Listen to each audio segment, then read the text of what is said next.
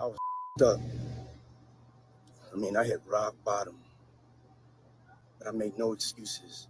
My behavior on that video is inexcusable. I was disgusted then when I did it. I'm disgusted now. I went and I sought out professional help. I had to go into therapy, go into rehab. Had to ask God for his mercy and grace. I'm so sorry. The video is disturbing and hard to watch. In it, Diddy apologizes, says his behavior is inexcusable, and says he's committed to being a better man. Security camera footage from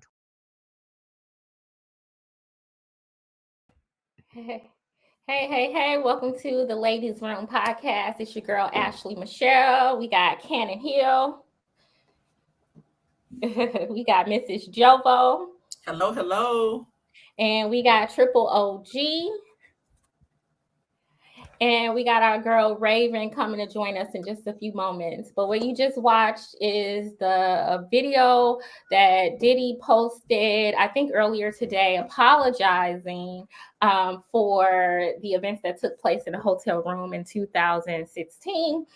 And for those of you who don't know, who've been living under some type of rock, I don't know, there's been some footage that has surfaced a very violent attack on a woman perpetrated by Diddy back in 2016. And it's awful. It's awful to watch. It's a very deliberate abuse. What do you all think about the apology? What do y'all think? Who wants to go first? I need some clarification on the apology. When he talked about the part of did he say he had to go to therapy or he is going to therapy? He made it seem like he is in therapy now. That's kind of how I read it. Or heard it. What do you all think? It's like he said after the situation, he went and got therapy.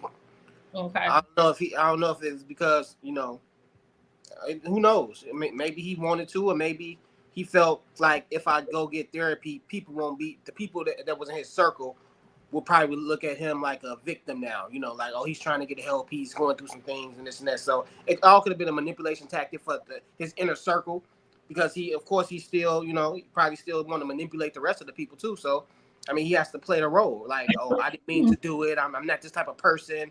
Look at me. I'm trying to get help. Don't bail out on me. Don't tell on me. You know what I'm saying? Whatever the case may be, for him to get therapy. But I don't think it was because he truly wanted to seek help and get some help. I just think he did it because it was like to look like it was a step in the right direction and a step of change. Because as we can see, this happened 2016. This 8 years? Okay, yeah. Mm-hmm. That therapy didn't really help. So. Okay. I beg to differ. Therapy probably was there to help him. But this is the thing, right? Because in my line of work, I deal with people who are told they got to come do therapy and they have to come see me for class. And then I have people who voluntarily sign up. It's really funny, really, really funny how once you're mandated and once you're pushed, all of a sudden you have this magical insight that, oh, this behavior is wrong. It's just so funny to me. Yeah. But I was going to say the part that we trying to let's put some pieces together. They just raided this man home like what, 2 months ago? Mm-hmm. Has it been 2 months ago? They raided his home. Yeah, about 2 months ago. About whatever. We still don't know the whole answer as to why they raided his property. You have all these different allegations. Before that, you had the whole Cassie situation. Then you had other people coming forward. Lorianne Gibson has said something. A couple of people that work with Bad Boy have said some things. Some videos are popping up of people who've worked for Bad Boy. Then you got this video, and then you got this apology. Yeah. You see how it's as an attorney, they stacking it. You see what I'm saying? They stacking it. They're gonna take this and they're gonna restack it. They're gonna restack it. And now all of a sudden, the behavior that I demonstrated on the video, not all the other stuff that has came out, He said the behavior that he demonstrated on the video is unacceptable. Yeah. You say, yeah. Y'all catch what I'm going? Y'all see what I'm going here? Yeah. Before, go ahead. No, I'm finished. I was gonna say, before we get into it, like even more, I just want to point out, like, just even some of the way that he's speaking and the way that this gets talked about a lot. I want to disabuse, purposeful word, people of certain ideas around domestic abuse, right? So one of the things is like, oh, I was just. Oh Lord, sorry y'all. Go ahead. But it's like one of the things that he said is he's like, oh, I was just in a dark place, right? But abuse like that, it's like one of the key things for abusers is abusers have an intense need to control the women that they love. It says a common misconception about these guys is that they have anger management issues. They do not. They don't blow up at work or at a driver who cussed them off in a lane. Instead, they have an overwhelming need to control their loved ones, right? Basically, and then they also they blame their girlfriends for forcing them to be violent. They will tell themselves that the person provoked the violence, by whatever she was doing. They also brainwash the women into believing that they are the reasons for the violence. When they apologizing is even another form of trying to take control over the situation, right? And a lot of it comes from it's like a lot of guys abuse because they feel like they're entitled to do it. They feel that they have a right to use whatever means necessary to control the situation, whether that's get their partner to shut up for whatever they're trying to say to them or whatever it is, because a lot of the times they'll even telegraph it before they do it. If you don't shut up, I'm going to do XYZ. So it's not a loss of control. Like, you intentionally made the decision, like, this is what I'm going to do. And you're trying to do it because you want to gain control over the person. You're attempting to instill fear in them. That's the whole entire point. So I think we have to go to the root of it before we even get to start talking about it, so that people can understand that a lot of ways we talk about it doesn't even make any sense, because it's a very intentional act. It's an intentional act used to terrorize, and it's systematic, which is why a lot of people who are saying, oh, well, why don't they leave and why they stand? Because it's a systematic situation where they are purposefully pretty much grooming this person to accept this behavior, period. Right? So, like I say, even him, this was a dark time. Ain't no dark time. This is you. This is a pattern of behavior for you. This is a pattern of purposeful behavior for you. Ain't no dark time. Ain't no dark time. Right? Yeah. Like, that ain't got nothing to do with it. Plenty of people go through dark times. They be depressed. They be crying, all types of stuff. People don't go through dark times and just start kicking people and punching them and dragging them down the hallway and doing all types of stuff. That is not what happens, right? That is just literal, abusive, controlling behavior. So I just want to put that up there. Yeah, I agree. What do you think, Triple G? About what? About his apology. I mean, he apologized. Do I think he was serious? Do I think he did? Do you think it's genuine? I don't think it's genuine. I just think it's like the next step. He probably got some legal advice. Hey, you need to get out. Hey, make an apology video or something, because they piling on him. And you know what I'm saying? If he keep just being quiet about things and let it play out how it's gonna play out, it's like he needs to find a way to try to control this situation, which I don't think he can. But like Cannon said, like, these people, they need the control. So I think he just did it just to save face and just to be like, just to give some people a different perspective of things. Like, oh, he's going, like he said, I'm in a dark time, or he wants to be the victim. You know what I'm saying? Like, ain't nothing wrong with you. You know what I'm saying? Like, yeah, bro, like she said, like, why you ain't going around whooping up dudes like that? You know what I'm saying? You going around doing all this to your girlfriends and stuff like this, and you ain't doing it to the tough dudes that's saying nothing, because I'm pretty sure he's getting a lot of backlash out in public from all types of people, and we don't see him on the news whooping some dude up that says some crazy, calling him a pervert out there, because I'm pretty sure it's happening. Well, apparently he did hold J. Cole over the banister, but because of some issue, or Wale over the banister because of some issue. But I want But was he by? But was he by himself? But I don't see him doing it to people like 50. You know, like somebody who he thinks, somebody. And I'm pretty sure Diddy was with security. I'm pretty sure he was with security and all his people with him while he was doing it. He ain't just went and get J. Cole out the crib, just be like, and he still did that as a form of instilling fear and control over Cassie. That still has something to do with Cassie, so that was a part of the abuse that she. Well, let's go back even further than that. Let's talk about how Diddy ended up having to actually. Bad Boy was always his vision, but remember that Andre Harrell had to fire Diddy from Uptown because Diddy. See, people automatically think that bad abusive behavior, that it starts out really bad. One sure sign of someone who has the potential to demonstrate this type of high risk behavior is someone who has a lack of boundaries. Now, Andre Harrell ran Uptown Records. He was one of the big execs back in the day. But you can't be no A&R rep or somebody under the head in charge, and you making head in charge decisions and plain out blatantly saying, I'm going to disregard protocol and I'm gonna do it my way. We've seen this with Diddy, and we also seen this with Irv Gotti. You see what I'm saying? All these things, and even if it was in the name of their vision, you see what I'm saying? Even if it was in the name of them creating their own companies, there's a right and a wrong way to do things, and there's a right and a wrong way to go about doing something. It starts right there. Even when he got fired, they were speculating about the conversation. They cool now, but even the conversation that him and Andre Harrell had when he got fired from that job before he started his own record company, even they were saying about how he was speaking to people working with the company, how he quit, how he was fired, how he reacted to that. So, I mean, and then is it an apology? No, because usually when you're apologizing for something, you're usually acknowledging what you did.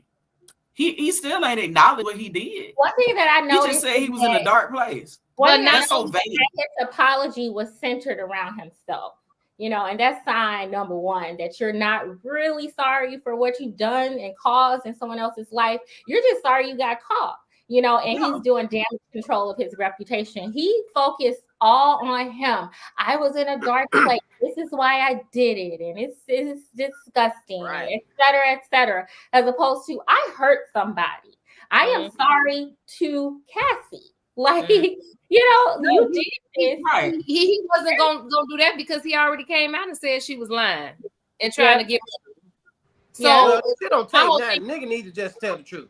How can you come out now because evidence have come out and now try to say you sorry when before the evidence came out? You right? He just literally posted that the other day. He just posted this. Time tells the truth. But before the evidence come out, you paint this person as a liar. They just trying to come after you for your money. But you know what? Just because I paid this money, it's not an admission of guilt. All this other stuff. Then now you turn around. Oh, you know what? I'm sorry. It was the dark side. What? No, you're not. No, you're not. But you know what? Before. It's just like he's the type of person. More stuff is going to come out because he does not know, like you said, he did not just apologize to her. So he's antagonizing these people. He come out saying this crazy shit. And while he's antagonizing these people and pissing the same people off, now they going to start unloading shit that they know about him. Like, you know what? Because you still playing in our fucking face. You know what I'm saying? Like, you ain't giving no real apologies. He probably still in the background talking crazy to people. You know what I'm saying? Like fuck. You know how he is. Because I'm pretty sure as long as these people, whoever was sitting on this tape for 8 years, it ain't came out, right? It ain't came out in 8 years, so why it just come out now? I'm pretty sure. Perez Hill, what is his name? Perez Hill or Hilton? Perez Hilton, the original messy blogger. Yeah, he explained that Diddy got possession of the tape because he paid someone in the hotel or maybe the hotel directly $50,000 for the physical copy of the tape. And that's why I think it came out in the read. Yep. Yeah, and that was what was stated in the lawsuit as well, that Cassie explained that he somehow got possession of the tape. I know he didn't leak the tape though. So Paris is But saying his house was raided. no. So Paris is saying that. Okay. I'm trying to tell y'all. Paris is saying that the FBI or whoever raided his house, Homeland Security, whoever raided his house, must have leaked it. That's what he's saying. I don't know how he knows this, but you know, that's what he's saying. Control. Why? He's a narc. Like who keeps this type of I'm about to burn this. Yeah, this not about to be in my house. Like no. That's how you know he thought he was untouchable. That you can keep all this evidence in your house. Absolutely. Yeah. I mean, but look at what he did anyway. He ran out the hotel room in his towel, kicking all in front. He thought he was untouchable. You thought he can't. I mean, that right there. But he did that again because he's still trying to save himself because apparently she had a black eye. So of course he gonna go, don't go outside, don't let people see you, get your ass back up in here type shit. You know what I'm saying? So yeah, he just but then keeps the tape. Like, what is wrong? Yeah. You know why he kept the tape? Do you know why he kept the tape? He probably made her watch it for hours after. You probably had a dungeon making her watch it. It's the same thing that that a lot of quote unquote people in power do. They keep these as records, like they get some type of thrill or high off of that. It's like somebody who addicted to stealing. It ain't about the object. It's about the actual act of taking. It's about that tape represents what for so many years, what before the internet was very prominent, what a lot of them thought was that I could have tapes of me doing X, Y, and Z with whoever. You see what I'm saying? And get away with it. Look at Elvis Presley messing with his wife when she was 13, 14 years old. They actually have pictures. His cousin. Yeah, have pictures of this man and this girl. You know, it represents that whole power that they feel like they have. Yeah. Priscilla Presley. Priscilla Presley was 14 years old when she was his 14-year-old cousin. His wife, when he got his daughter with. Yeah. I thought that was the other white dude. A lot of them have this sense of like, I'm so powerful and I'm so all that I can keep footage of this and ain't nobody gonna stop me. Can't stop, won't stop. Mm-hmm. I'm just saying. But especially when we live in a culture and society that we live in, when women are going to continuously be blamed for men's behavior. So why wouldn't they? Like, it's still going to end up being, like I said, just look at everybody acting, deflecting. Right. Oh, it's her fault. She ain't leave. Why she ain't take the stairs? Why she waiting for the elevator? Like, I was hearing these comments. I was just like, y'all. Oh my God. Yeah. So that's why he kept the tape, because it's like a flex for him. Like I can do this, and who gonna check me? They still gonna buy these. I even saw a comment, somebody talking about, well, I mean, what would you do if somebody was stealing from you while you was in the shower? What? Where did that come from? And nobody knows who said she was stolen. Who said she was stealing? Yeah, those are just the people who want to do everything but blame Diddy for what he did. You know, they're crazy. Oh, he cheated. I was listening to a podcast, I think a day or two ago, and somebody said, yeah, and they were like acting like they were trying to be against Diddy, but they made this comment like saying something like, yeah, she must have done something real bad or real foul. I'm like, what? No. I have this excerpt right here from a book about the psychology of that, and I'm gonna tell y'all what she did that was real bad or real foul. Like, one of the key cornerstones of people who think like that, like it says, like, your abusive partner doesn't have a problem with his anger, because like I said, go back to they like, oh, he got an anger problem and all this other stuff. He has a problem with your anger. It says one of the basic human rights he takes away from you is the right to be angry with him. No matter how badly he treats you, he believes that your voice shouldn't rise and your blood pressure shouldn't boil. The privilege of rage is reserved for him alone. When your anger does jump out of you, as will happen to any abused woman from time to time, he is likely to try and jam it back down your throat as quickly as he can. Then he uses your anger against you to prove that what an irrational person you are. Abuse may make you feel like you're in a straitjacket. You may develop physical or emotional reactions to swallowing your anger, such as depression, nightmares, emotional numbing, eating, sleeping problems, which your partner may use as an excuse to belittle you and further make you feel crazy and call you crazy. And the whole thing is that she said that he, in the lawsuit, she said that he had already beat her up and they had just had a freak off and all of that other stuff. And she was trying to leave, right? So she's upset and she's trying to leave. That's why he's angry. Because where are you going? What you think you finna do? You know what I'm saying? Like, that's what she did. That's it. That's all. Like, people really need to understand this stuff. Like, seriously. It's crazy. Yeah, if you know, hey, Dakota, thank you for joining. I'm so happy you're here. How are you, girl? What's up, Raven? Okay. I did want to say, like, if you notice it from the video, you'll see that he grabs her stuff, you know. So people are claiming to know exactly what was happening, but you don't know. We can only speculate at this point.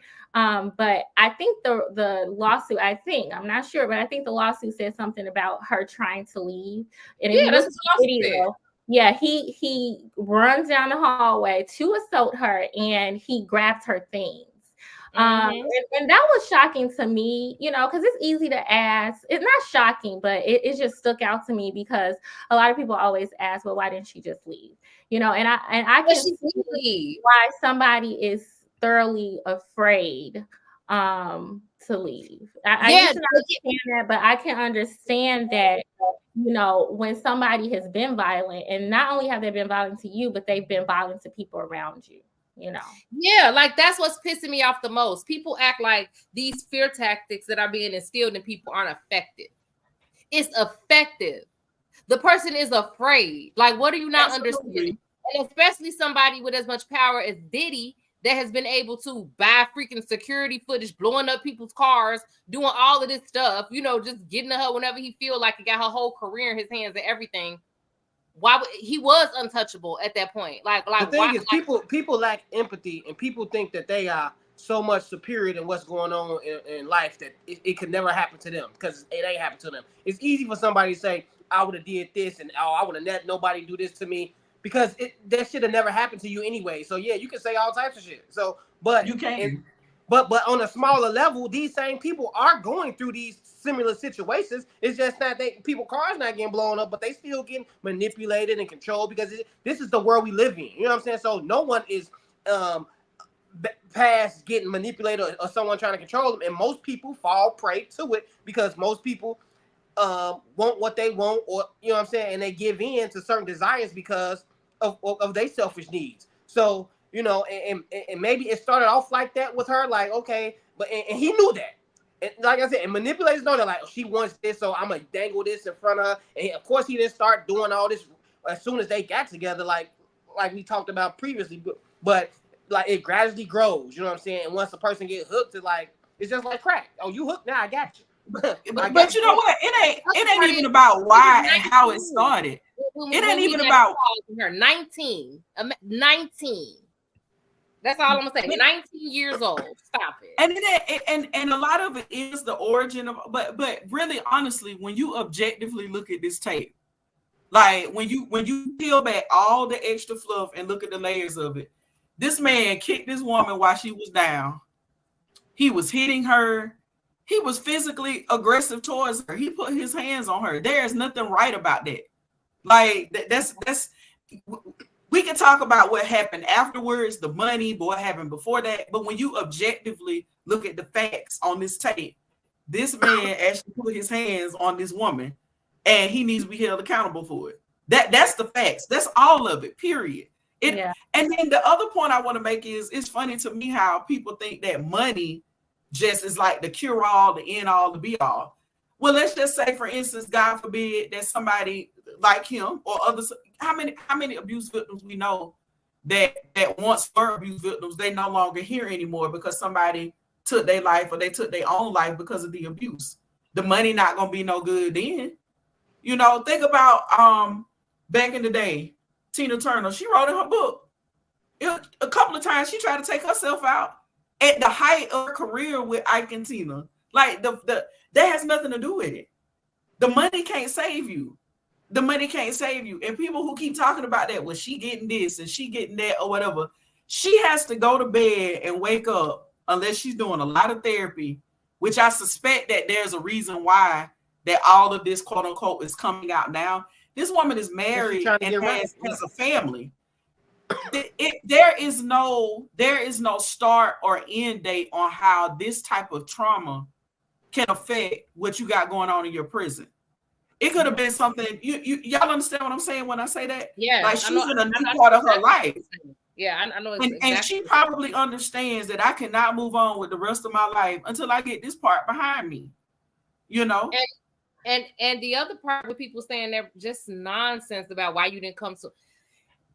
It's just ridiculous. Like the bottom line is, you can look at the way people are responding to her and handling everything right now. You think that's easy? So even if it just happened, you think that's easy to come out and say something? Everybody's gonna be like, "It's your fault. Oh, you just want some money. Oh, you lying." Like it's like no matter when she came out, y'all was gonna be saying the same stuff. The only part that wasn't gonna be added in there is why you take so long. That was the only part. Like all the stuff y'all saying, but look at all this other stuff y'all saying. Y'all think people want to be in the midst of getting abused and plus deal with y'all bullshit? Like that's crazy. Yeah, exactly. Dakotas, what do you think about what we've talked about so far? What do you think about the sincerity of his apology? And what would you say to people who say or ask why she didn't leave? I think you guys brought up some great points.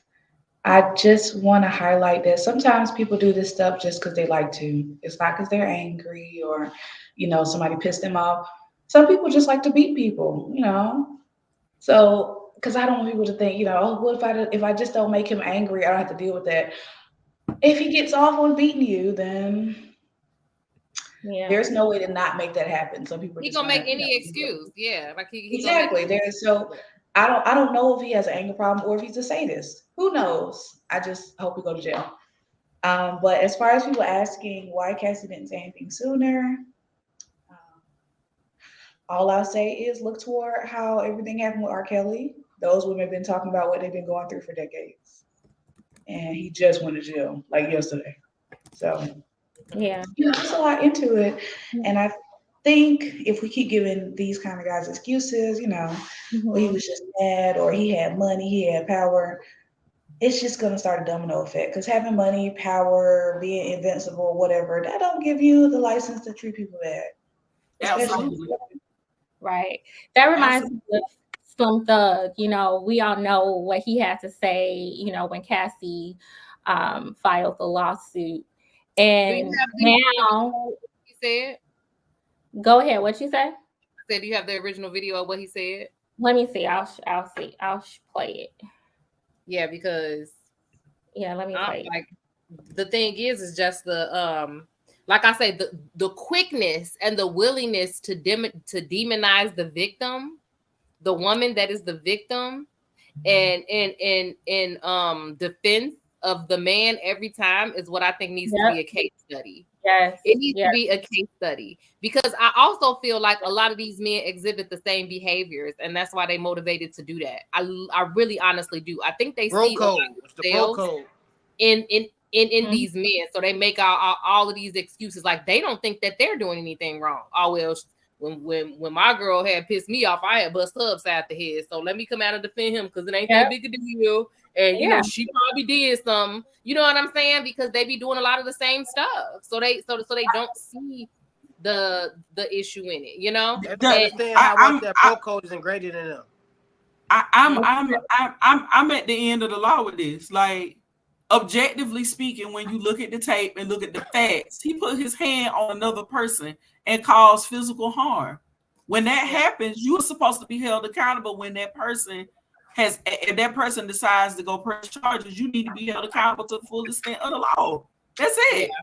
And that's all of it.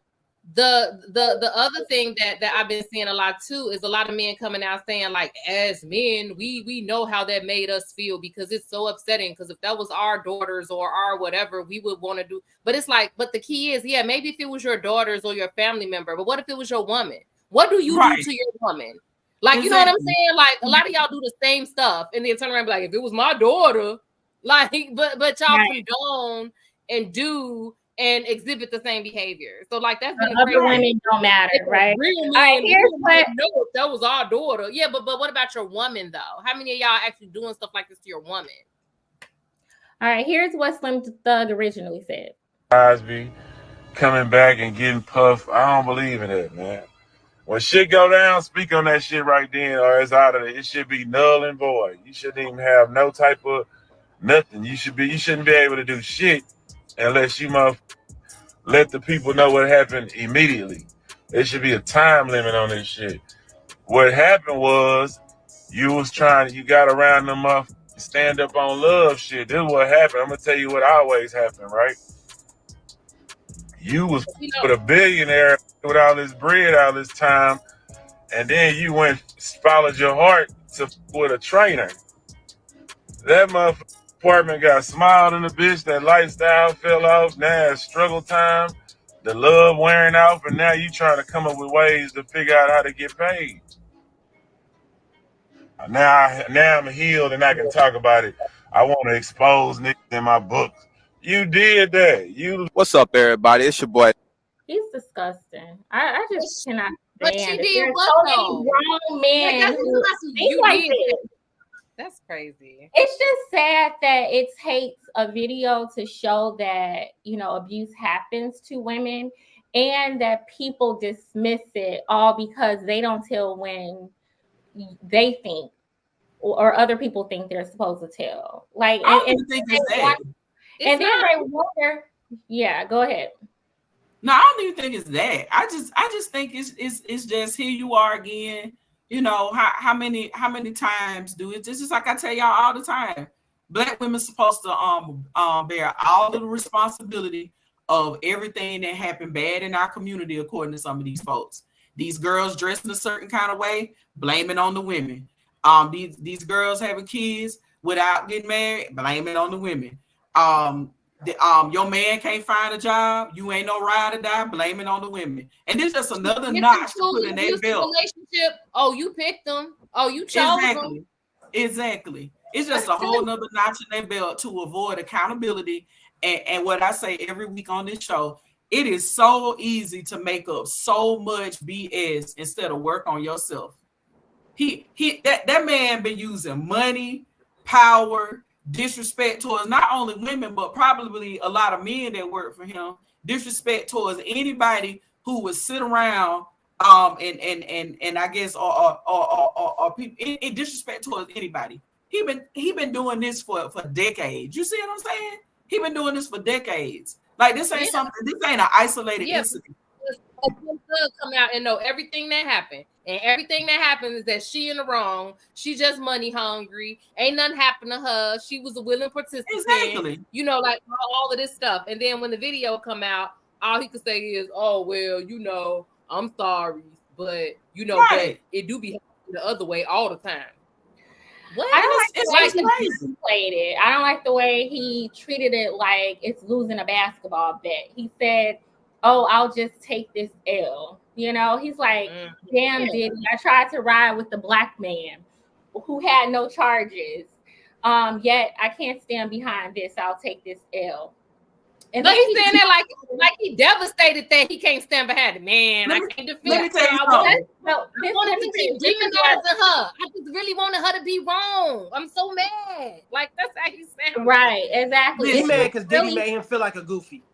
Diddy made him out to be a liar on national TV, on social media. That's what he feel bad about. He don't really care about what happened to that girl. He just mad because he went and talked all this crazy shit, and now Diddy made him look dumb. That's what he mad about. Yeah, it's sad. And then he goes on to say, but I still ride with my people until I see some sort of proof. What's really sad is that, like, I don't understand. What do you mean ride for your people? What he really means is ride for men, especially black men. And I think that, you know, this idea is just so dangerous. This idea of like riding for the black man when no matter what is kind of dangerous because first off, it's like a disservice to the black men who really are innocent, right? Like it's a disservice to them, but it's also a disservice to the victims of these people. Like you're just assuming that any black man is innocent. You know, you're just, you don't want people to assume that he's guilty, but it's okay to assume that he's innocent, right? Right. And it's, to me, it's just a bunch of bull. But not only assume that he's innocent, assume that the woman is in the wrong, that the woman is a liar, that the woman is just making up something, right? It's like, it's not even just sitting back and being like, you know what? I don't know what could have possibly happened. I don't want to rush to judgment. It's literally rushing to judgment to judge the woman harshly and refusing to take into account anything that the man could have done, like just refusing. And then they wonder why women choose the bear. You know what? I'm gonna tell you something. This is like what I tell my clients every day. You can be selling dope for the last 3 years. You getting caught on yesterday or the day. Oh well, I got caught selling. That still don't excuse all the dope you sold the last 3 years. The facts are you a drug dealer. And when you choose the behavior, you choose the consequence. That's what happens. When you choose not to exercise impulse control, when you use money, intimidation, physical aggression, and plain out violence to get the things that you want from the people that you got under your thumb, you are an abuser. And when you choose to live an abusive lifestyle as an abuser, you're choosing the consequence that go along with it. And one of the consequences in this country is that when you put your hands on somebody else and that somebody else goes and reports you to the law, the consequence is you run the risk of going to jail. And it ain't no proof. It's not a whole, people like, well, he's innocent until proven guilty. If this man, when you look at ethics, morals, and integrity, when this man looks back at his behavior and he knows, and he knows, and the people around him know that, and he knows that he did these things not just to hurt other people, that don't even matter. The point is you chose the behavior and now you have to deal with the consequences that come along with it. That goes for any of us that make a poor decision. Like, I don't understand how some men just feel like this shouldn't be happening to somebody like him. Let me tell you something. Just like I say all the time, when you die, you know what they do with your money? They split it up and they put you in the ground and they go on living. Money don't hold that much weight until it don't. And it don't hold weight in this situation because that whether he got $1 billion to rub together or he got 2 pennies, he put his hands on this young lady in this video. And now justice got to be served. Whether that's in the form of him going on trial and going to jail or whatever it is. You cannot do this and not be held accountable for it. Well, he ain't going to jail. They already came out and said that the statute of limitations ran out. Well, he's not going to jail for that. But I do believe that just how things started to pile up against R. Kelly and even the other guy, what's his name? The one that Bill Cosby. Yeah, Bill Cosby, and the lesser famous one that had the cult. Nature Boy. Oh yeah. I think this is Nature just Boy, kind of the beginning of the end for him. I think things are going to start to pile up, and he probably will not be able to pay his way out of this. And he'll probably start to, be sentenced for some of these things that he's done. That's why I think that that's part of the reason why I think that they may have leaked the tape, because it's like, maybe they'll be able to shake more information from the public some type of way, something that they can get to stick, or, you know what I'm saying? Or just, like I say, decrease his political capital even more so that they can, just get to him the way that they need to get to him. And so I do think that they end up obtaining that video somehow through their raid. And that's why the stuff's starting to leak. And that some is finna come out. I really do feel like it is. Yeah. Some coming down. And that minimum people need, and it also makes their case, whatever case they building, easier to win because we didn't see it firsthand. But if he kept that video, how many more videos you think he kept? I'm pretty sure it's some more shit. They say he had cameras all around that boy videotaping all types of stuff, but he probably got all types of other people on video too. So they trying to wiggle. Hey, look, what they doing is they trying to go through all the video to see who they go, who they not go put out there, who they is go put out there. That's what they trying to do. Like, you know what I'm saying? Because you already know he know a lot of powerful people, and he probably has some powerful people in some of them videos. And so now it's like a who we about to really burn in this situation. You know what I'm saying? Like, well, I'm gonna tell you this: God don't like ugly, and He don't put a time frame on when ugly resurfaces. So my thing is, this is why I tell people you got to be careful about the decisions you make. Because when you get that attitude that I did this back all the way back in 96 and ain't nobody going to hold me accountable for it, just when you get cocky with it, here it comes. You see what I'm saying? Like you cannot. I feel like I've been talking about this. And I don't know. Maybe it's just a spiritual awareness, you know, of some sort that you just can't treat people any kind of way and think you're gonna get away with it. Right. It's some form of we have little. Way, I promise you, I was just talking to a friend of mine the other day about how often I talk to men, like family members, friends, stuff like that, and they do not take accountability for the way that they handle people that leads them to be in the situations that they're in with people. Like even when they be like, oh, my baby mama bitter, you know, she this and that. They don't want to take into account, yeah, okay, you lied to this woman when you got her pregnant, right? You did this, you did that. Like, what do you expect? You know what I'm saying? Like literally, like, what do you expect her to? What do you expect a person to behave after you've handled them away? Is it right for them to behave this way? No, but shouldn't you be more careful about the way you move with people if you don't want certain reactions? Yeah, but they don't think about that at all. They don't think about none of the stuff that they could have done better or that they did to kind of affect the situation. They just look at the person's reaction and just be like, well, they shouldn't act like that. Well, you shouldn't act like that, but you did it, you know, like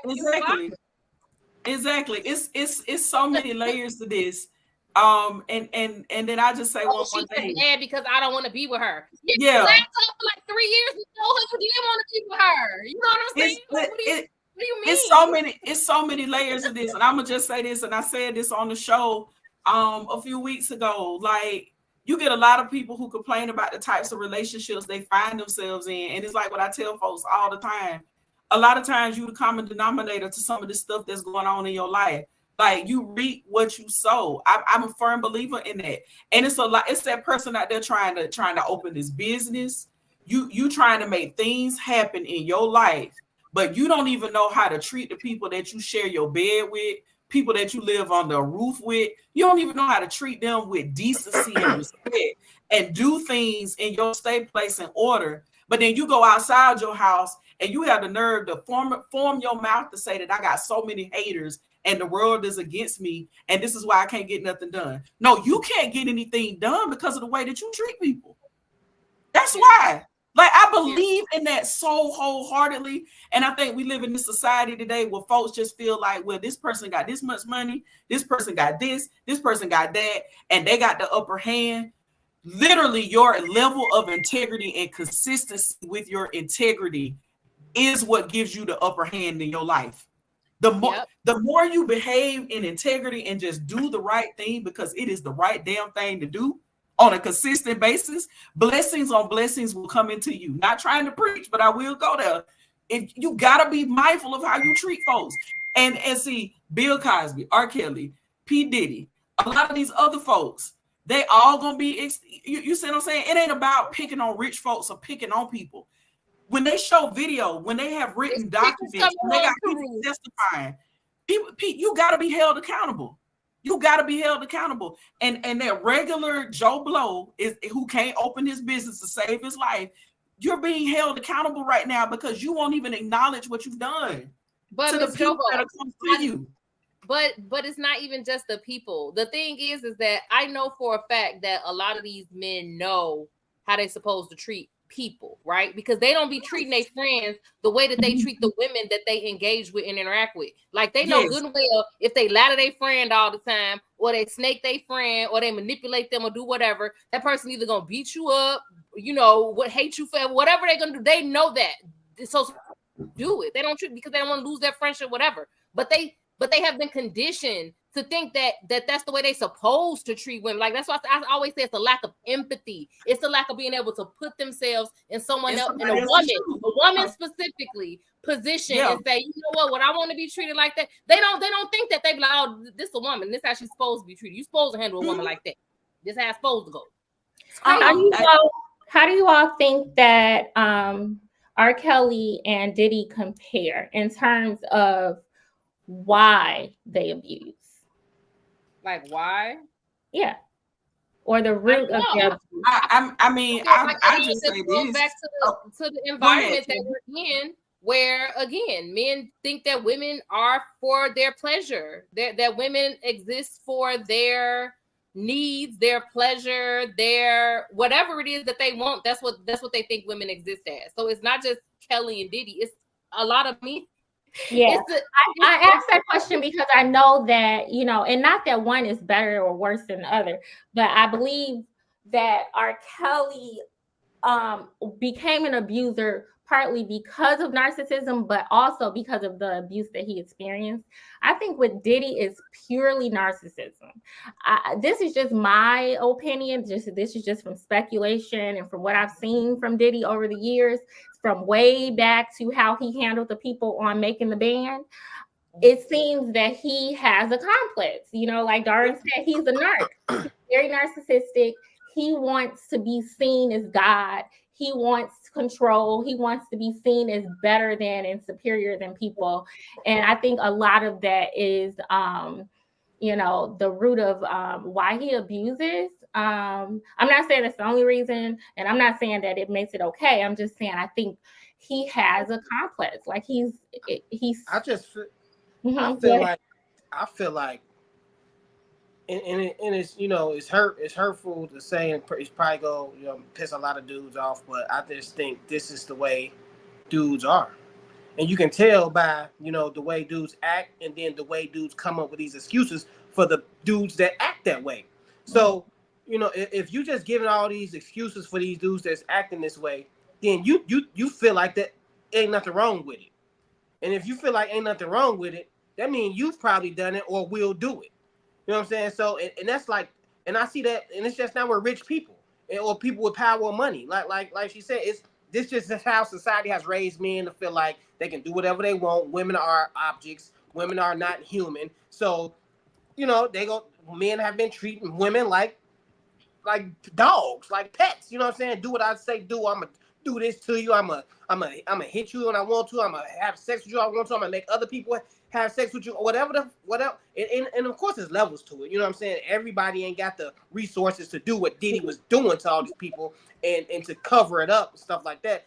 But I know a lot of men that act this way, and I know a lot of men that give excuses for men that act this way. So when you put that together, it's just not about someone being a narcissism or what happened to them when they was kids and stuff like that. It's just the way men have been conditioned growing up. You know what I'm saying? Like, and you cannot just take the sexual abuse part away from it or the violent part away from it. Like, men get away with all types of things. You know what I'm saying? And now that the world is changing and the shift of power is changing, it ain't got nothing to do with what Cat Williams said about people getting exposed. It got something to do with people are starting to understand right and wrong. You know what I'm saying? Like, it's not about they starting to acknowledge it. Some folks ain't got nowhere to go but up. Some of these people that was in power, like my wife been saying, some of these people that was in power all these years, they ain't in power no more. Mm-hmm. And it's a whole different ball game now. Like, people getting in office, people legislating these laws, they looking out for what's right and what's wrong, and not what's in between somebody's legs. Yeah. Go ahead. No, I was gonna say to Darwin's point that it's an environment, and it's just a consistent pattern of behavior. Because I hear this type of stuff from like all the women I talk to have had a lot of these experiences with men. Like, I was just talking to a friend the other day that was like this guy she had been talking to, and she known him for a while, and she said they had a fine relationship. Like, they weren't even serious to the point where it's like, oh, you got to be lying to me about this or that or the other. But I guess some years back, he had told her that he was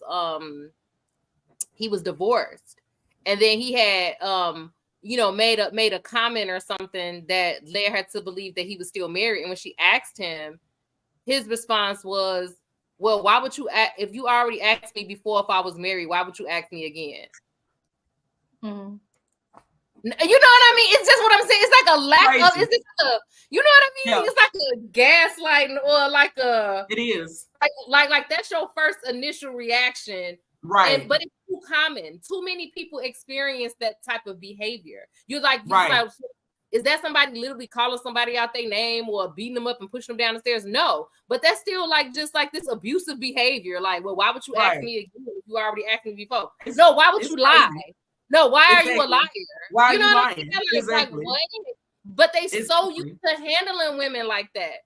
Like, you Exactly. know, they do not handle each other like that. They don't. You know what I'm saying? They literally do not. I couldn't even imagine a dude, if it's a friend of his, call him in the last something, he'd be like, well, why would you ask me again? They don't be talking to each other like that. They don't cuss each other clean out. But they talk to women like that with impunity, like it just ain't nothing. Like, well, why would you ask me again? Like, what's wrong with you? Exactly. Like, exactly.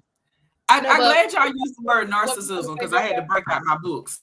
Oh, okay. I had to break out my books for narcissism. This is your mental health moment. May is Mental Health Awareness Month. People, do something to encourage someone to get their mental health together. And so I bought out my little workbook that I use all the time with clients, my treatment planner, and it has a few behavioral definitions for our favorite word of apparently 2024 too, narcissism. Guess what the first behavioral definition is? Displays a grandiose sense of self-importance and self-worth. Number 2, reports fantasies about unlimited power, success, intelligence, or beauty. Verbalizes a belief in being a special person who is appreciated by other special people. Demonstrates a powerful need to be recognized, admired, and adored. Becomes angry and resentful when wishes, wants, and needs are not met immediately by others. Cannon talked to us about that. Demonstrates a lack of empathy. Darwin said something about that. Verbalizes unreasonable expectations of relationships with little concern for the other person. Another long way to say a lack of empathy. Okay. Verbalizes envy of others or feeling others are envious of him or her. Brags about achievements, exaggerated abilities, and body image. Is interpersonally manipulative and exploitative, and is overly demanding in interpersonal relationships, having little empathy for the needs, wishes, and wants of the significant other. And those are the behavioral definitions of narcissism. With emphasis on, do y'all hear those words that they keep repeating? A need for power, powerful. That grandiose, manipulative, exploitative, and they exaggerate their abilities. Now, how many times have we heard because he built the empire, he built the record company, okay, but how many times have we heard those jokes about how he got to be on everybody record that's on the record label, or how he got to have a song on there? You understand what I'm saying? Or how his name got to be on this track featuring P. Diddy or featuring Sean Puffy Combs.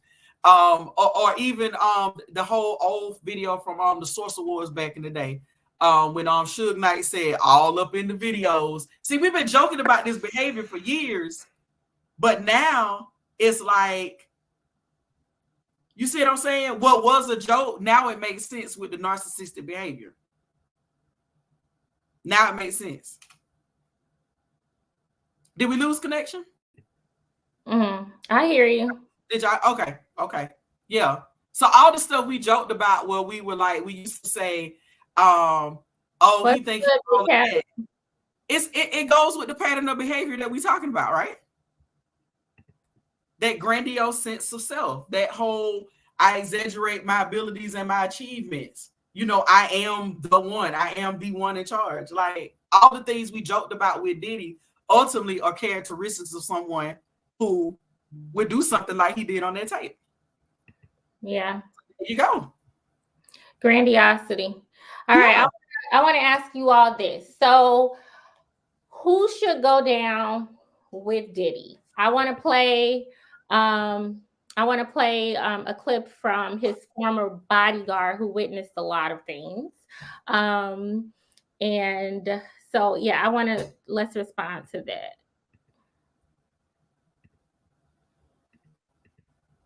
Arrested. Oh, my man. Come on. His daddy was a rat. Hold on. Let me just, I know this ain't got nothing to do with, but I'm going to tell his story. It was this gangster, right? He said, when you go there, kill the father and kill his son. And the guy said, his son is only a baby, 4 years old. He said, his father was a rat, and he going to grow up to be a rat too. it ain't no way that he gonna go down, you understand, and not take nobody with him.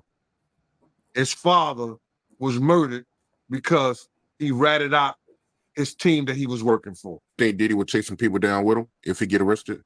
Oh, my man. All right. So he's basically saying, yeah, Diddy's going to start telling. And I believe that. I believe because he's real shady. Diddy is a shady person. He doesn't seem to have any loyalty to the guys around him. I mean, we saw how he did Biggie. We saw how he did Shine. He's not a loyal person, right? At least from my opinion. But do you think eventually he will start bringing people down with them if he gets to the point where he can no longer deny? And who should go down with him?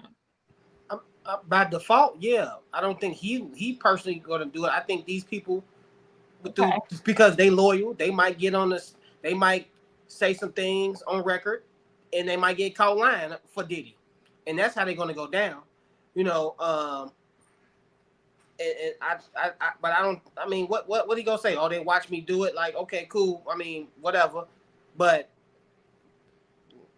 legally, I mean, what they go down for is for lying for him, covering up stuff. If they didn't hid some evidence or they got them on footage holding down some women or grabbing some women up when they was trying to get away and stuff like that, they probably go down for some, some kidnapping type stuff. Like, oh, he was in with it. He wouldn't let me leave the house when Diddy was gone type stuff. You know what I'm saying? You know, all the stuff that we heard about. I'm pretty sure he had help. He can't monitor no woman at 24 hours a day. So he has security holding them hostage and stuff like that. Don't let her leave the house or whatever the case may be. And they go get on that stand and they go incriminate themselves because, hey, did he think he's smart? And they go be riding along with him, going down with him. So I don't think he gotta really snitch. They was there. They going down. You know what I'm saying? Like that's what it is. I think that his kids might go with him. I know they said that the boys were, involved in whatever he had going on. But I think a lot of people aren't going to talk, or they think that he shouldn't talk because, this kind of behavior is considered a rite of passage. You make enough money, you can do whatever you want, you could be a tyrant, nobody's supposed to say anything. So going against that kind of breaks the social contract, I want to say, with the whole Epstein and Harvey Weinsteins. When you make enough money, you're supposed to be able to do people like this. That's the whole. But I mean, the thing is that it's a whole environment, and even when we was talking about last week, when we was talking about the Kendrick Lamar and Drake beef and all of that, and as much as I love to see Drake be treated, because I loved it, but at the end of the day, they was both still lobbing like all of these insults at each other that had a lot to do with harm to women, right? But a lot of people that they have associated themselves with, done music with, all this other stuff, have all types of cases and charges, and like nobody cares. You know what I mean? Like it's a whole environment. Like none of y'all care for real. Like stop playing. Like y'all only throw these insults at each other when y'all trying to make the other one look bad. But when y'all around each other doing music with each other, y'all don't give a shit. You know what I'm saying? Like y'all be seeing the shit like, oh, you over there talking to little girls, and then don't say nothing to y'all till you get mad. He talking to little girls, yep, or like, oh, he just beat his wife, and then just don't say nothing until like it's time to get into a beef. Now it's time to talk about it, but you just did a record with him. Like you just did a record with somebody else who got charges for beating on people. Like it's just they don't care. It's a whole environment. So I don't know how many more people will go down, but I just think that people need to let go of this whole idea. People need to learn how to just be disappointed in the person instead of being upset at the people who are actually holding these people accountable, because they did it. They did the stuff. So it's just like with what happened with like Bill Cosby, even R. Kelly, right? Like the stuff that first happened with R. Kelly when the tape and stuff came out, I was a kid, right? So it's like I didn't really process it the way I would as an adult. You know what I'm saying? So when everything really just started just being blatantly in your face again and again, and you just really had to come to terms with it, my disappointment is like, man, yes, okay, growing up, it's like all this nostalgic stuff, great music, fun times. He ruined it. He ruined it. Not the women who came out and said something messed it up. No, he messed it up. Like, no, he's the disappointment, right? and just leave it at that. Like, stop trying to act like people have to keep covering for and hiding stuff for these people that's doing stuff. If you don't want things like this to come back on you, stop doing it. It's not that hard. Like, it's really not. That's why I said I think, we're leaving off the fact that some people are just sadists. They like it. It could be actually that hard for them to not be beating on people. Which, if that's the case, put them down like a dog. But some people are into that kind of stuff. That's true too.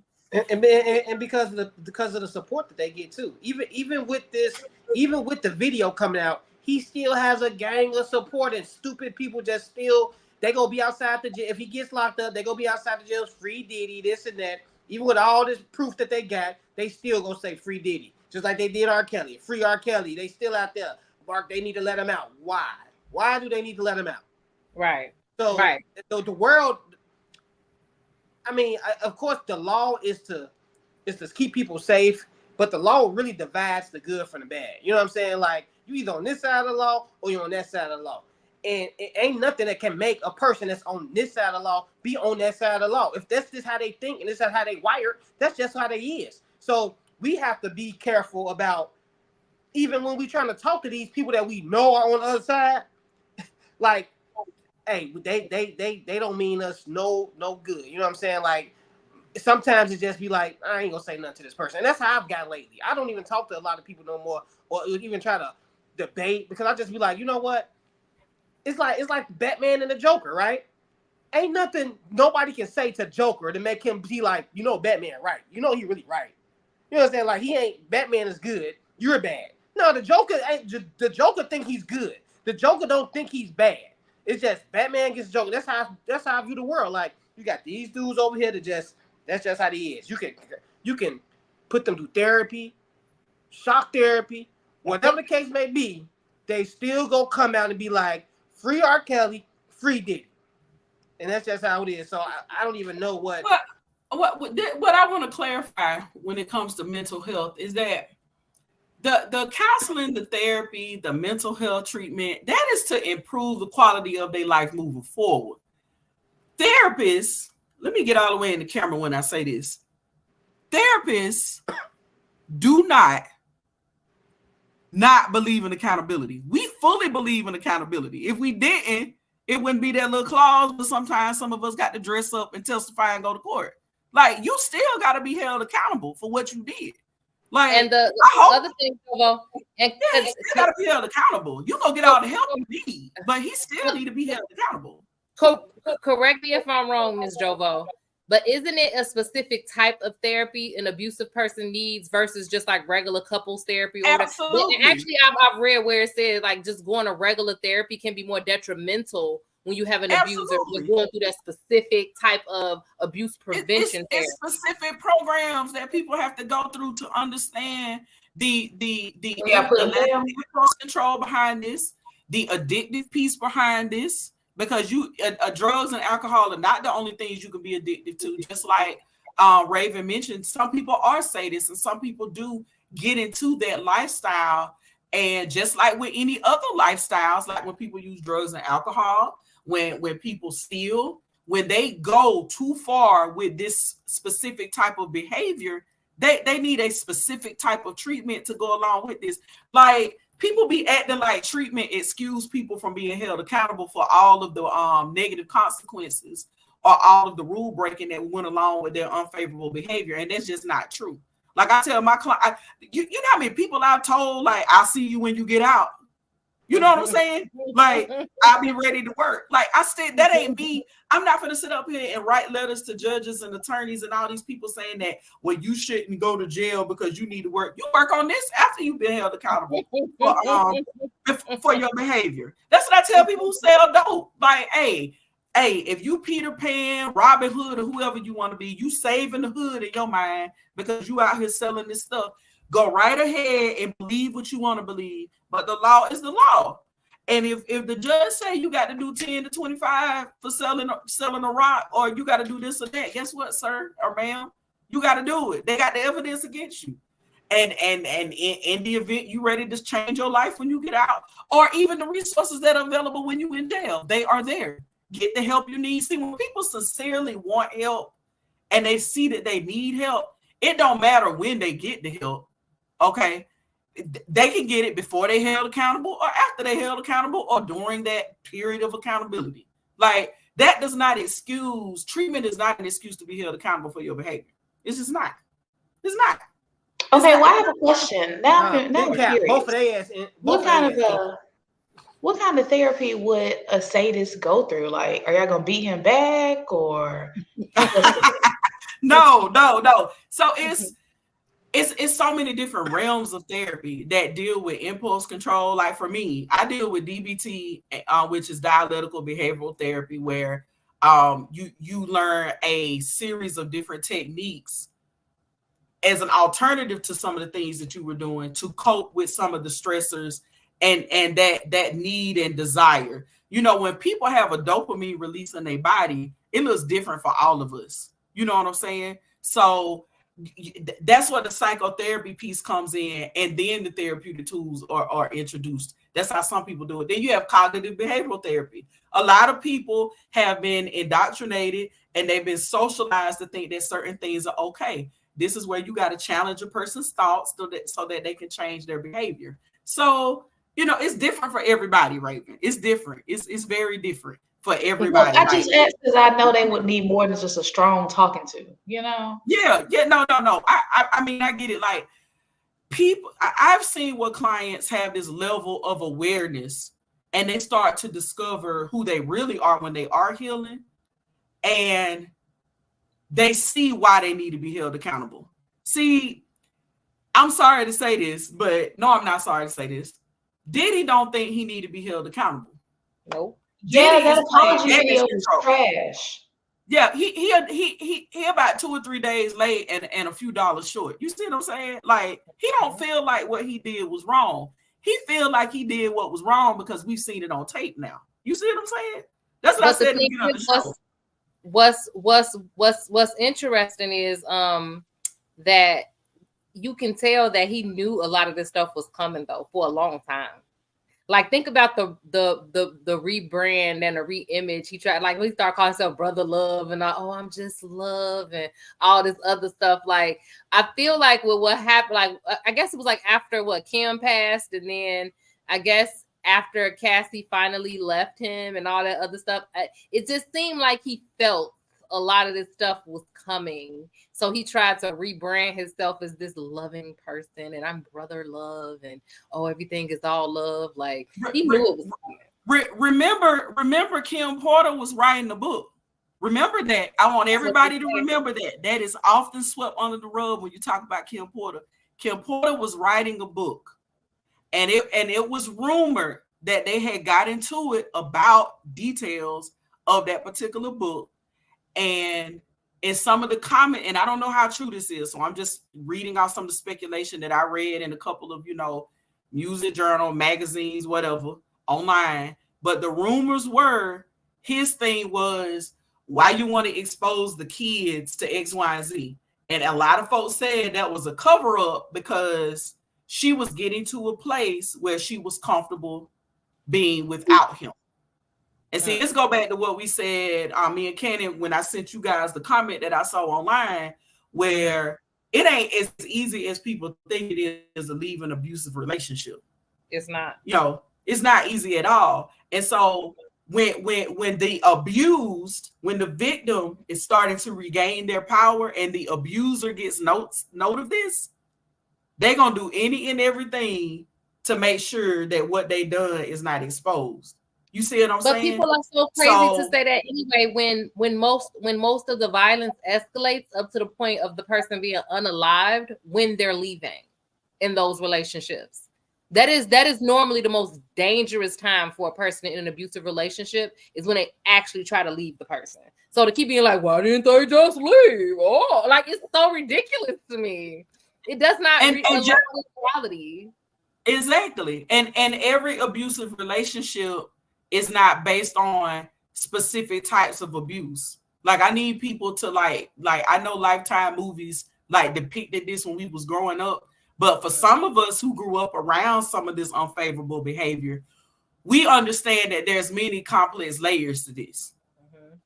You know, ain't nobody just up and leaving an abusive relationship all willy-nilly.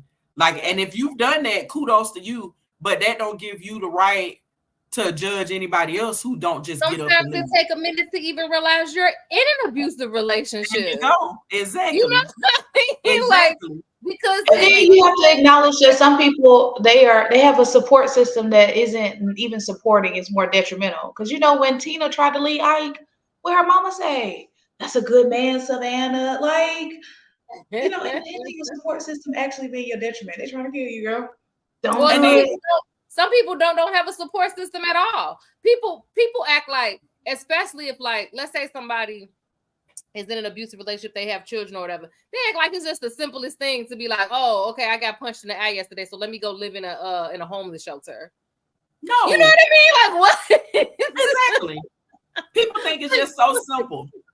You know, and a lot of times people have people look through different lenses when it's not them. You see what I'm saying? Like it's especially in this situation, like everybody wants to talk about what Cassie should have did and what other people should have did, and it's just like, have you ever been in their shoes? Do you see we got to start exercising empathy too. And then when we look at these celebrities and people in the camera, when you take away all of that, we got to start realizing that these are people. Look at some of them who probably left home or left their close circle or left what was their family behind when they got famous.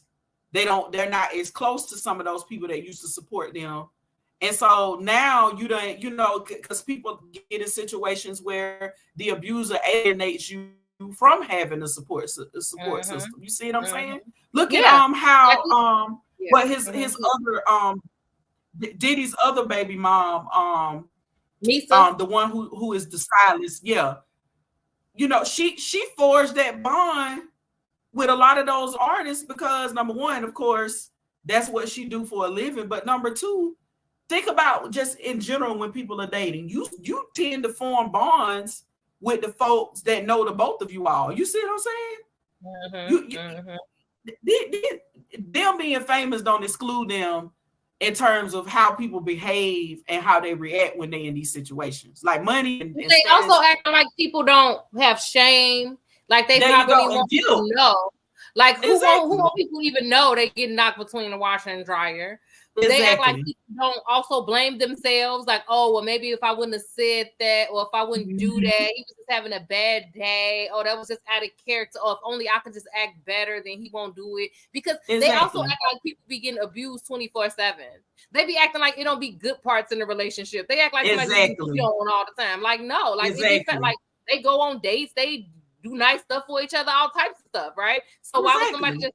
So is it really that far-fetched to believe that somebody like, well, maybe if I wouldn't have said that last thing, then this wouldn't have happened, and maybe if I wouldn't have did this, you know, and make excuses. Like that's why I say, like, it's the whole process to get to the point where you actually ready to leave, where you even understand. And you know what? I want to piggyback off what Big Cap is saying, because once you're like, you know, a rapper's girlfriend or a special celebrity's girlfriend or partner, you're already going to be isolated. You're going to be amongst other people, you know, that are in that lifestyle. You're not going to be with the regular people no more.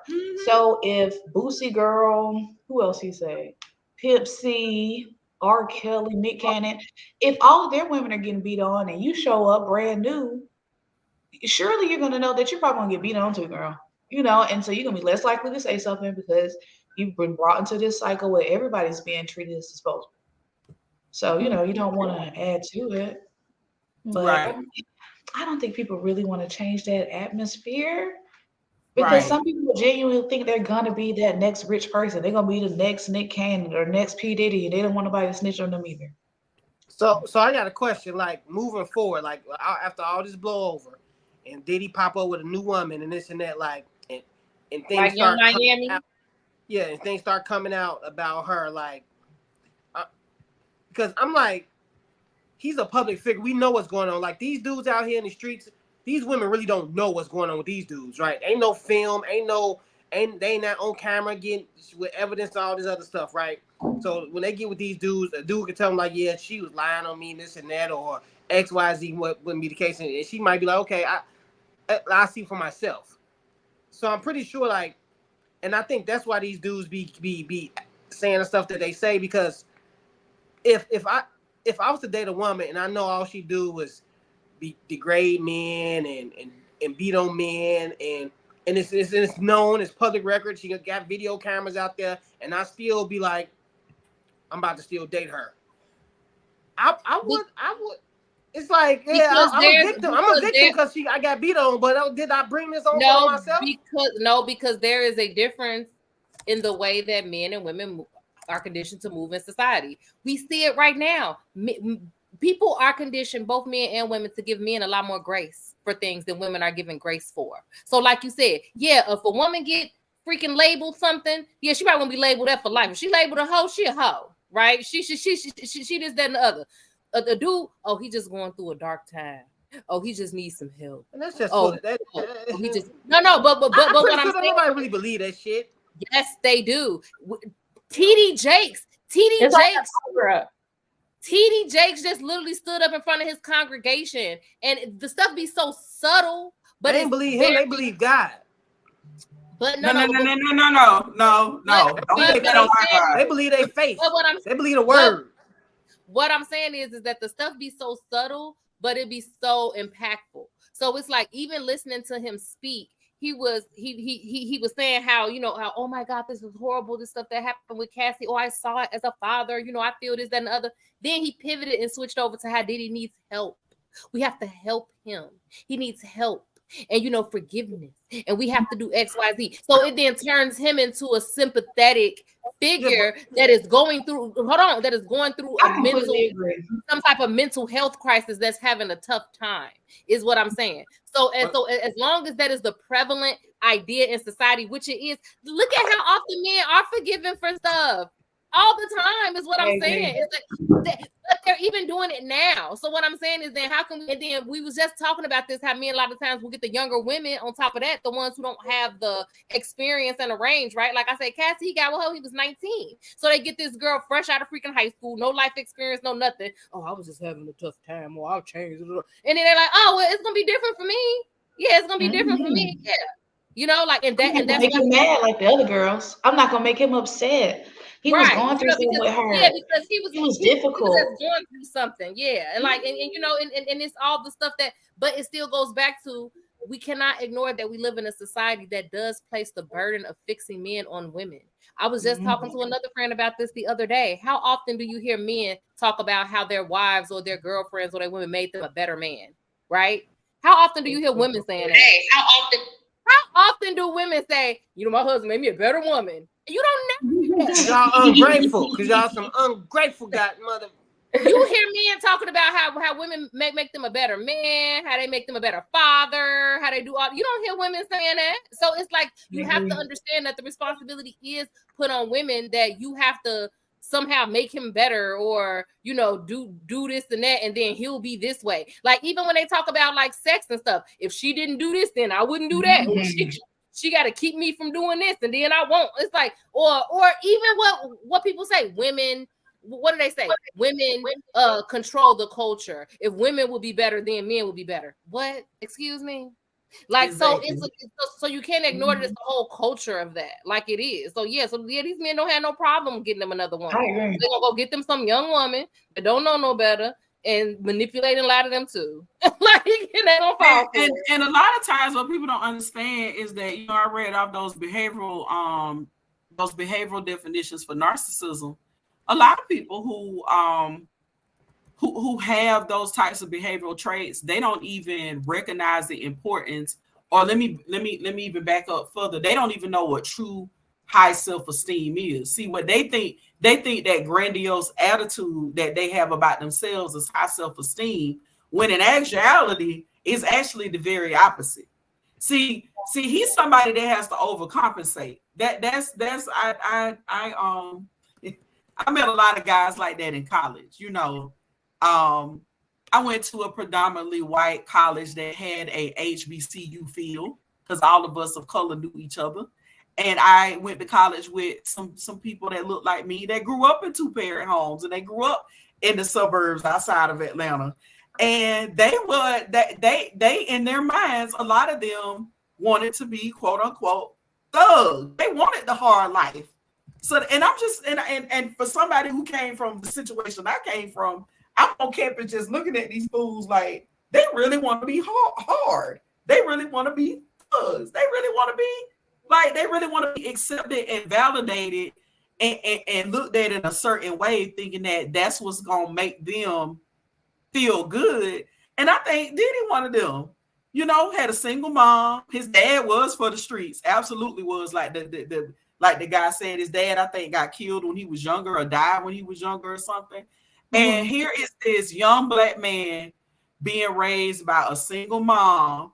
You know, he's going to college. He's going through these communities and environments. And this is what we do to each other, people, brother, sister. We have a way of reminding people where they don't fit in. And I think that somewhere along the lines, I don't know all the details, maybe he didn't feel like he fit in. So think about where he went to school at, right? He went to Howard, right? He went to Howard University. I think that he overcompensated. And so then fast forward to him having this money and having this power and who he had around him when he quote unquote discovered Biggie Smalls and all of this. Now all of a sudden I'm a thug. Now all of a sudden my dad that my mom said died when I was 2 years old, all of a sudden I know so much about him and I'm so much like my dad. I got this street stuff, you know, down pat. You know, I got this team, I got this following. And it's just like, dude, just be yourself. Mm-hmm. Just be yourself. And a lot of people don't know how to do that. But that doesn't excuse what he did. He still need to be held accountable for that. Mm-hmm. I don't care if you got high, low self-esteem, whatever your issues are, you still got to be held accountable. You know, I think he overcompensated, like a lot of these guys do. The reality of it is, what's really coming out when you get to the core of this is that a lot of these guys, they don't know who they are. Nope. Nor were they promoted to find out who they truly are. They were just promoted that this is how you do this. This is how you do that. This is how you treat a woman. This is how you treat a man because you are a black man. You see what I'm saying? I see black people do this every day to their little boys, walking around here telling these 4 or 5 year olds, you are a black man. And these kids looking confused like, well, what does that mean? Mm-hmm. Why not teach these children how to teach other human beings? Mm-hmm. Like, why not teach compassion and empathy and understanding and assertive communication and how to deal with impulse control and how to deal with your anger and how to deal with rejection and how to deal with disappointment and how to overcome. There's too many people that lack empathy for other people. Too many people think that they're the main character. They think that they're the main character. Their feelings, their experience is the only one that matters. Who, like I say, who cares how I treat you? You still have to treat me a certain way, no matter how I treat you. Right? Like they really literally think that. Like it's crazy. Yeah. Main character. It's crazy. Big Cap, I tell my daughter all the time, and being yourself. Because I just tell her, just be you. I repeat her name to her. This is who you are. If that's who you are and they call you a lame, just be a lame. They're going to say something about you anyway. Right. No, they're going to say something about you anyway. Somebody going to always find something to say about you. That is the reality of life. And guess what? Here's the kicker. You ain't going to always get the validation you need from the people that you think you should get it from. You got to learn how to deal with life on life's terms. And it's something that you have control over, that you want to change about your life. You have the power to change it.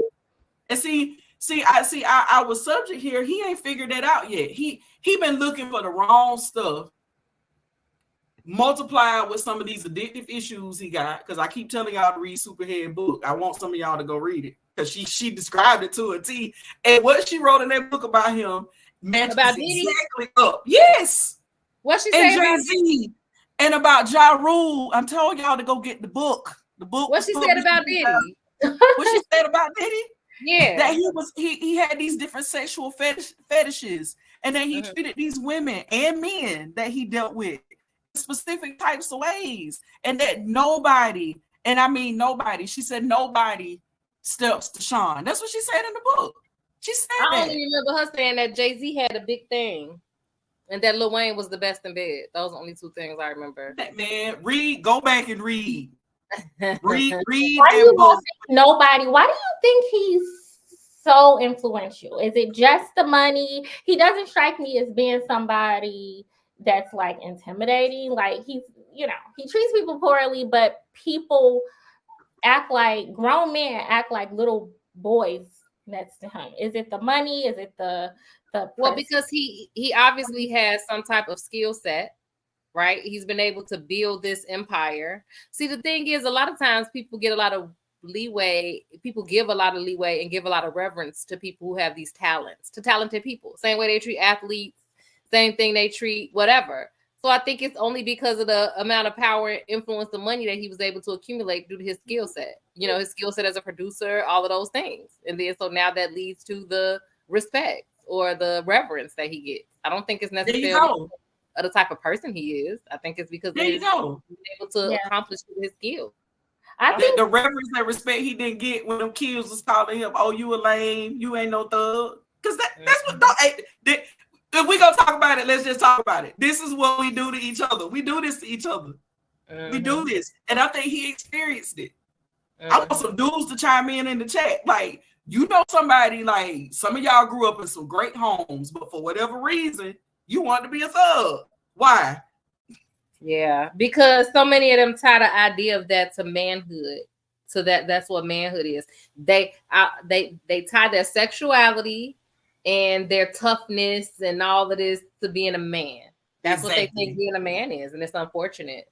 It's really unfortunate. Like, they don't tie having high integrity to being a man. Like, it's because, and I was saying this the other day, they pay so much lip service to the idea of being providers and protectors, heavy on the protector part, right? I just want to know where is the protection? Like, they always say that, like, because men are protectors. Where? How? What is the prep? Like, in what ways? Right? Like, how can you even honestly, with a straight face, say in this culture, in this society, that men are the protectors with such high domestic violence rates? Right? With I think and how do you do that? Yeah, I think men basically are protectors of the people that are in their immediate families, you know, if at all. But are they even though? That's what I said, if at all, because obviously there are a lot of young girls and young boys who are being abused at the hands, you know, of people in their family, males in their family, right? So, but if there's any protection, I think the protection comes within families, and men are quick to tell you that I protect who I value. You know, it's not about protection. But my question is, let's think about our culture and our society and the prevalence of things, right? What would you say that looks like? Generally, would you say that we live in a culture and a society where you just look around and be like, oh, look at these men protecting their family? Like, is that, you know what I'm saying? Like, is that really what's happening though? You know, like, I just be wanting to know, like, explain to me what that looks like. Like, stop just saying the words, but explain to me what that actually looks like. Because when you have things like honor killing, right? And like you said, when you have things like actual abuse that's going on inside the family, which is way most likely to happen inside the family, what is all this protection that we're talking about? When you have a culture that, again, conditions boys and men to literally be manipulative when they're dealing with women, say and do anything you got to say and do to get in their draws, do whatever. Where is the protection? You see what I'm saying? Like, what does that mean? Even men themselves will say, don't trust no man. Men ain't this, men ain't that. You know what I'm saying? They will even say that, right? And they perpetuating all of these behaviors, and they know the same stuff about what they be into. So I just be really curious, like, why people just keep saying that. Like, what does that look like though in practice? Like, is it actually in practice to be like, yeah, it's just one-off situations where men are harmful, but generally men are protectors. Like, they only looking at protection. They only looking at protection and one lens. You see what I'm saying? They don't understand that when I make certain decisions, when I'm not at my house, or when I make certain moves, when I move with honesty and integrity, they don't understand that that's a form of protection. Okay. You see what I'm saying? They look at protection in one way and one way only. You know, if somebody tried to break in the house, I'm gonna protect you. Now, but that's all they look at, and it's but they're not gonna look at the fact that I've been in here lying to you for 2 years, and I got a whole nother outside child and that's okay. Right. They don't see they don't see that things like fidelity and honesty and integrity and being consistent and saying you're gonna do something to actually follow through with it. A lot of them are not in a place where they see that as protection. And they can't even conceive that, because again, it go back to what we just said before. A lot of them have been conditioned to know that there these certain kind of smaller characteristics is what makes a man. But you know, if you don't have values, if you don't have ethics, if you don't have morals, if you don't have integrity, who you really are? You just a puppet. You just doing what people have told you what to do. When do you get to look into these things and really get to see who you are? And see, a lot of folks, they ain't ready for that conversation, especially with this Diddy situation, because they so caught up on all the money that they think this man got in the bank. That's what they caught up on. They don't even know how to look past the tangible material stuff, because for so long, a lot of them, that's all that matters is what I got in my pocket and what I got in the bank. They can't even tap into the other stuff. And that's sad. That's sad. That's really sad. Goes back to what I said before. A lot of them don't realize that you got to be held accountable for this unfavorable behavior. And that sometimes that accountability is not just going to jail. Sometimes it's not. Sometimes it's, okay, you said you want, like I said, you say you want this business or you want X amount of dollars in the bank, but guess what? You ain't gonna get it because you don't know how to treat folks. Yeah. Nor are you aware that you treat people badly. Or nor are you aware that you treat yourself badly, or you do certain things that just go against the true will and vision of who you meant to be. Like, we hold ourselves back. We hold ourselves back. We do. I do think a lot of times that they're able to compartmentalize themselves in a there certain way. Yeah, and be like they divorce themselves from certain behavior. And they just look at you and be like, this is who I am. Like, no, it's not. Like, have you actually sat down and took stock of who you actually are showing up to be? Exactly. Or are you just dividing yourself? Just like I think it was, who was it? The attorney dude. The I ain't seen his channel in I don't know how long. Is he even still on? What's his name? I know what you're talking about. The lead attorney, I think. Yeah, the lead attorney. Even when he said, being a good father, a husband can still cheat on you and be a good father. How are you thinking about the well-being of your children if you are causing chaos and confusion in your household? Explain to me how that makes sense. Like, it's a holistic viewpoint. Like, okay, maybe if you're not with the mother and y'all separated, you can be a good father over here doing whatever with women when your kids not around, whatever. You know what I'm saying? But how are you being a good father if you're not considering how your behavior affects the other parent? Like, if the other parent is upset, turned out all out of sorts, can't get out the bed, this, that, and the other, how is that good for your kids? And how is that not affecting your children? If y'all argue, I always wonder if guys would say that a woman is a good mom if she's out here whoring around with other men or stepping outside. No, they wouldn't. No, they would not. Absolutely not. They say that women are bad moms because they break up the household because they leave a guy for cheating. It's crazy. Like even when you go as far, you even go deeper than that. How can I say I'm a good anything when I refuse to look at transgressions and the areas of need in my life that I need to work on? How can I just say I'm just this? It's one thing to say we all have something to work on, but it's another thing to say, well, I know I'm a straight out liar and cheater, but what y'all not gonna do is call me a bad mama. Like, when you gonna work on the lying and cheating? Like, when you gonna do that? What are you exhibiting for your children? That's it. How are you a good parent when you aren't exhibiting the proper, behaviors for your kids? Because they're gonna emulate what they see you doing. Exactly. This is what I tell people every day. Like, okay, I'm acknowledging the fact that you didn't grow up with your mom and your father in your life, but let's talk about what you did grow up with and how we can enhance that. Mm-hmm. Like, People just be using stuff to just not feel and really take the level of accountability that they truly need to take in these situations. And it's getting a little old and tired. I mean, we in 2024. It ain't too much of this. People gonna keep continue. And I always tell folks, people do not have to put up with your bad behavior. They don't. They don't. And black men out there and the manosphere and these red pill folks, people do not have to put up with your poor behavior for the sake of saying you raising kids in a 2-parent home. Y'all need to stop promoting that mess, because what y'all doing is creating a new generation of little, because like Dr. Phil says, we're raising adults. That's all children are, or just a younger version of adults. And the message that you sending is you can treat people any kind of way you want to treat them, as long as you have the role of mother and father. And your kids can walk away saying that they were raised in a 2-parent home. You know how many people was raised in a 2-parent home and it was like a horror movie, a war zone. Exactly.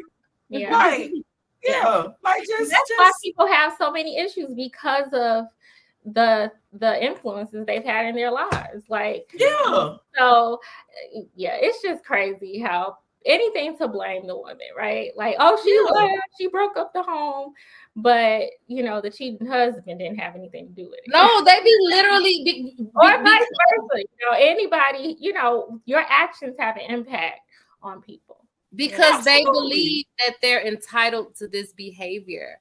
And I was talking to somebody else and they asked a question about, like, they was like, but don't you think like people will look at a community leader like Dr. Martin Luther King, right? And they'll say like he was a great man, right? I was like, you could say he was a great man for what he did for society or what he did for like civil rights. I said, but he was a horrible husband. I said, he didn't protect his wife. I say she was put in a position where she had to protect him, right? Had to put up this certain front for him and all this other stuff. But knowing that he was a public figure, right? Knowing that the stuff that he do could like get back and all of this other stuff, he was still doing it anyway because he felt like he could, because he was a man. Because I can do this. Like, this is part of what being a man I can do. While I'm on the road, I could go do this. If you get back to my wife, oh well, right? It's like, but she at home with the kids all by herself and everything. What if she was with the milkman? Then would that have been okay? Could she do that? Like, could you imagine what it would have been if they was like, if instead of just the CIA sending her videos and pictures of him cheating on her, what if they had some videos and pictures of her cheating on him to send back to him? Could you imagine?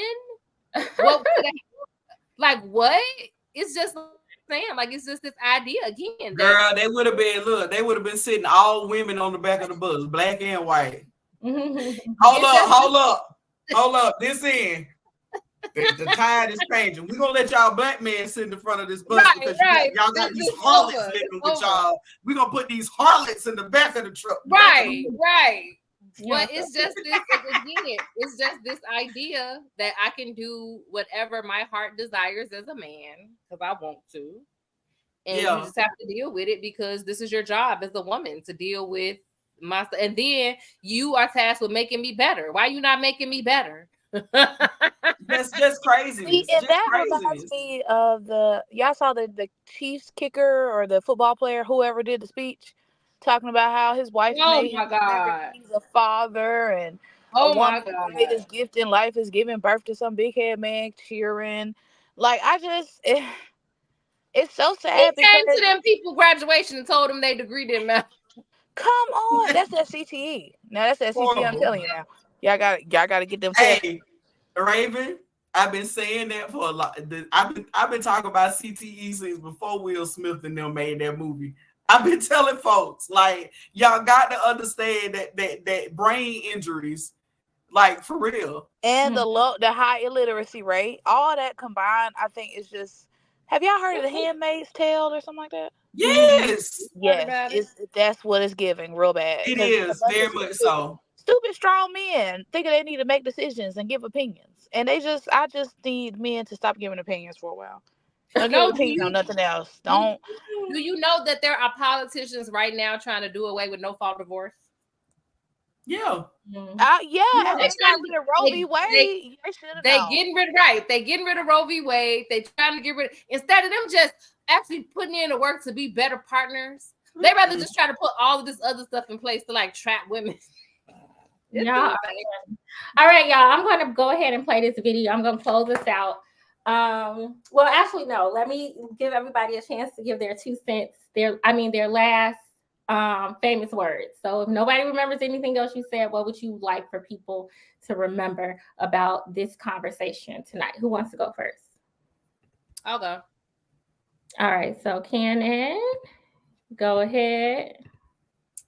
Make sure, if you don't take nothing else away from what I said, that you take away the fact that you need to take accountability for your own behavior. Okay, that is an inside job. It is self-work. Stop putting so much emphasis on what other people doing outside of you, and pay more attention to who you are when you look in the mirror. Thank you, Cannon. All right. Who wants to go next? I want to go. Okay, go ahead. I want to take a sharp pivot from what Cannon said, and I just want to say, sometimes I just miss my mama, and that's why I had, y'all just gotta understand. Sometimes we miss our mamas, and we might have more than one boyfriend because we miss our mamas. So No, you miss your grandma. You miss your grandma. Oh, exactly. I miss both of them real bad, and that's why. So just understand, as a strong Black woman, sometimes we get weak. Okay, that's all. We are ignoring Raven. No, I'm just playing. Oh, I'm sorry. I didn't even give you the spotlight. Uh-oh. Okay. Triple OG, you want to go next? All right, we'll come back to him. Go ahead. Jovo. Yes. I'm a quote 2 famous women. One who is famous to me right here. The great late Doris White right here. You can't just treat folks any kind of way and think you're going to get away with it. You can't do it. That's from my grandma told me that. She did. And from another famous woman who, we done fell out with a little bit, but she said this when she said it. And that's Miss Lauryn Hill. How you gonna win when you ain't right within? Yeah. You're not. Amen. Like that. Yeah. How you gonna win when you ain't right within? Period. All right. So I think Triple OG is out for tonight. I'll just give my last famous words. I really just want to share the hotline number. You are not alone. The domestic violence hotline is available 24 hours.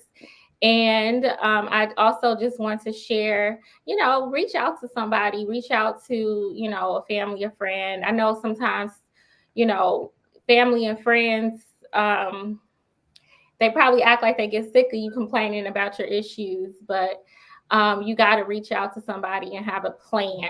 I've heard of counselors talking about victims of domestic violence, having an escape plan. So starting your escape plan, you are valuable, you are worthy. And I'm just going to close this out on this short little PSA about domestic violence. All right, here we go. Oh, wait. And before I go, I do want to thank everybody who have tuned in. I didn't catch everybody in the chat, but Big Cap, thank you so much for supporting us. We really appreciate you. There's so many others. Shaw Rakin, King, Black, thank you for stopping in. We appreciate you. So let's go ahead and I want to play this video.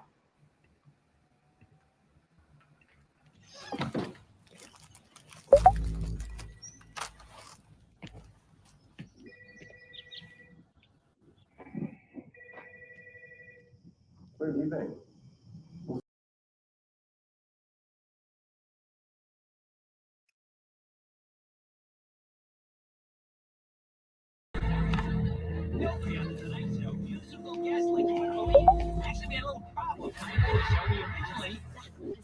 It comes in and just lines it up, and you just can't go at the next.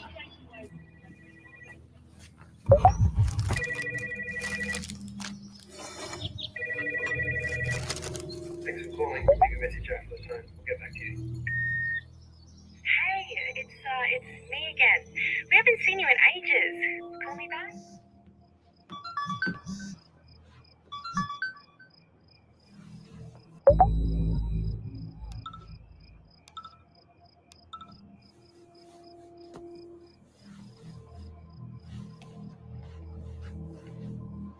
Thought I said the green dress.